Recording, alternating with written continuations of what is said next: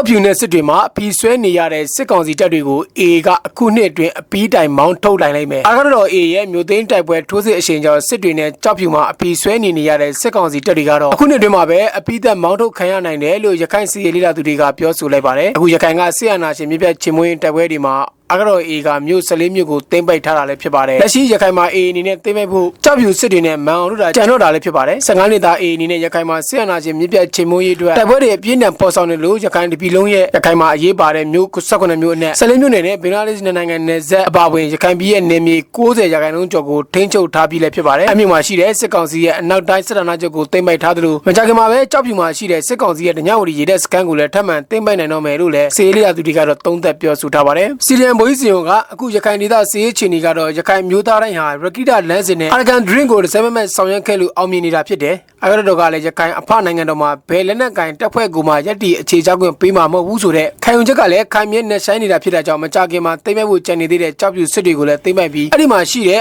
အပီဆွဲစစ်တပ်ကိုတော့အပီးပိုင်မောင်းထုတ်နိုင်လိမ့်မယ်ထင်တယ်ဆိုပြီးတော့လည်းရခိုင်စီရေးချီနေကိုသုံးသပ်ပြောဆိုထားပါတယ်အခုလက်ရှိရခိုင်မှာ A ရဲ့စီရေးအောင်ပွဲတွေကြောင့်ကုလသမဂ္ဂထွေထွေတွင်းမှုချုပ်ဂူတာရက်ကတော့မွတ်စလင်တွေနေရပြန်နိုင်ရေးအတွက် A နဲ့ဆွေးနွေးဖို့အချိန်တန်ပြီးဆိုပြီးတော့လည်းလီတန်ပြစ်လာပါပြီကဘာကြီးနဲ့အာရခတော် A တို့စကားပြောဖို့ရှိတယ်ဆိုပြီးတော့အစောကြီးတွေကကျွန်တော်ပြောခဲ့ဘူးပါတယ်အခုတကားအဖွင့်ပေးလို့တဲ့အဖွဲ့ကြီးကတော့ပြောလွန်ရန်ရှိလာပါပြီပြီးတော့ရခိုင်နဲ့နယ်နိမိတ်ချင်းထိစပ်နေတဲ့နိုင်ငံနဲ့ကောင်းမွန်တဲ့ဆက်ဆံရေးကို A ကရရှိထားပြီးတော့အတိမတ်ပြမှုကိုလည်းရရှိထားပြီးဖြစ်ပါတယ်လို့လည်းစီရန်ဘိုးကြီးစီယုံက A ရဲ့စီရေးချီနေကိုသုံးသပ်ပြောဆိုထားပါတယ်အခုမြန်မာနဲ့အိန္ဒိချင်းဘင်္ဂလားဒေ့ရှ်တို့ကမိုးစင်ဒုက္ခသည်တွေနေရပြန်နိုင်မှုအတွက်အာရခတော် A နဲ့ပြည်စုံစကားပြောရန်အချိန်တန်ပြီးဆိုပြီးတော့ကုလသမဂ္ဂအထူးတွင်းမှုချုပ်အန်တိုနီယိုဂူတာရက် ကပြောဆိုတာလည်းဖြစ်ပါတယ်အာရခတော်ဟာတီးခြားအဖွဲ့ဖြစ်တာကြောင့်မွတ်စလင်တွေရဲ့နေရပြန်ရေးနဲ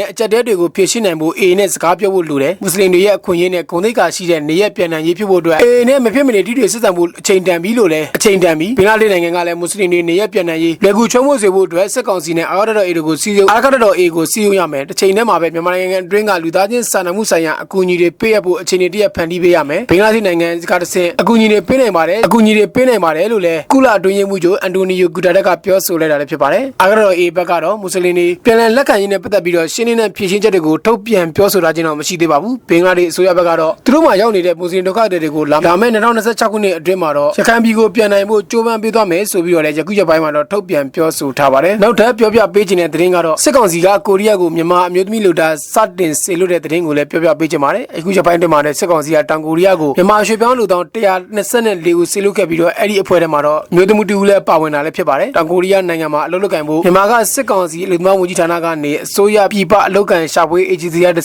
EPS အနေနဲ့လူသားအသစ်124ကိုစေလွှတ်လိုက်တယ်လို့ကိုရီးယားနိုင်ငံမှာရှိနေတဲ့မြန်မာတန်ယုံကနေထုတ်ပြန်ပြောဆိုလာတာလည်းဖြစ်ပါတယ်အဲ့ဒီထဲမှာကုန်ထုတ်လူသား58ဦးတစ်တော်လူသား25ဦးဆက်လို့ရလူသား19ဦးနဲ့ဝန်ဆောင်မှုလူသား9ဦးပြင်မွေးမြူရေးလူသား15ဦးတို့ကိုစေလွှတ်ခဲ့တယ်လို့တန်ယုံကတော့ဖော်ပြထားပါတယ်အဲ့ဒီလူသားတွေထဲမှာတော့အမျိုးသမီးတူပါဝင်ပြီးတော့ဒါကတော့ EPS နဲ့မြန်မာကနေတောင်ကိုရီးယားကိုပထမဆုံးအကြိမ်ဖြစ်စေလွှတ်တာဖြစ်တယ်လို့လည်းစစ်ကောင်စီရဲ့လူသမားဝန်ကြီးဌာနကတော့ပြောဆိုထားပါတယ်မြန်မာရွှေပြောင်းလူသားအမျိုးသမီးအနေနဲ့ EPS နဲ့တွားရောက်လုပ်ကိုင်တာဖြစ်တာကြောင့်လည်းမြန်မာရွှေပြောင်းလူသားမျိုးသားတွေနဲ့လာစာရောလူသမားအခွင့်အရေးရောဒန်းတူရရှိမှာဖြစ်တယ်လို့လည်းစစ်ကောင်စီရဲ့လူသမားဝန်ကြီးဌာနတာဝန်ရှိသူတူကသတင်းမီဒီယာကိုပြောဆိုထားပါတယ် EPL လို့ခေါ်တဲ့ Recruitment Point System ဆိုတာကတော့မြန်မာနဲ့တောင်ကိုရီးယားအစိုးရချင်းသဘောတူအရေးချင်းစစ်ဆောင်မှုတွေကျင်းပပြီးတော့အမှတ်ပေးစနစ်နဲ့အလုပ်ခန့်တဲ့စနစ်လည်းဖြစ်ပါတယ်အခုလက်ရှိမှာမြန်မာရွှေပြောင်းလူသားအမျိုးသမီးအနေနဲ့စစ်ကောင်စီကတူးတာစစ်လို့ပြီးတော့နောက်ထပ်မြန်မာရွှေပြောင်းလူသားအမျိုးသမီးတွေကိုလည်းထပ်မံစစ်လို့သွားဖို့တန်းစီစောင့်ဆိုင်းခိုင်းရတယ်လို့လည်းလူသမားတာဝန်ကတော့ပြောဆိုထားပါတယ်ပြီးခဲ့တဲ့ဖေဖော်ဝါရီလ12ရက်နေ့ကလည်း EPL စနစ်နဲ့စစ်ကောင်စီကတောင်ကိုရီးယားကိုမြန်မာလူသား139ဦးစစ်လို့ခဲ့သေးတယ်လို့လည်းလူသမားတာဝန်ကတော့ပြောဆိုထားပါတယ်